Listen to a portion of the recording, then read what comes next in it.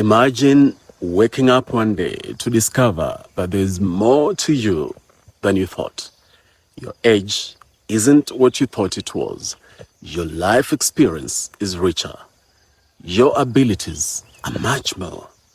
The chains they ascribe to you have no hold over you. That's the story of Africa. There's more to our history than we know. Much more. It's time to decolonize our history. Nigeria is not 64 years old, neither is Ghana 67 years old, or Kenya 61. All African countries are ancient places with roots that go deep into the soil of African history, stretching back long before the British, the French, or the Portuguese cast their imperial shadows across the continent. The real tragedy is not just that the decades-old ages of African countries are touted as facts.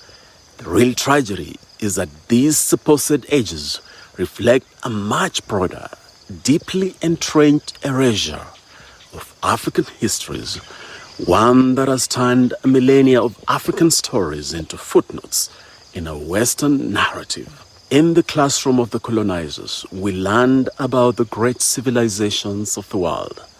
Like Rome and Greece, we were taught about the Renaissance and the Industrial Revolution and the Enlightenment, as though Africa was merely a silent backdrop to Europe's rise. Yet the Mali Empire under Mansa Musa, the richest man to ever live, was a beacon of learning and wealth. The University of Timbuktu, founded in the 1100s, was a hub of intellectual exchange where scholars from across the Islamic world came to study science, literature, and law. The great Zimbabwe, whose towering stone walls were built in the 13th century, stood as a testament to architectural ingenuity. Decolonizing African histories is not just about correcting the facts. It is about reclaiming the power to tell our own stories.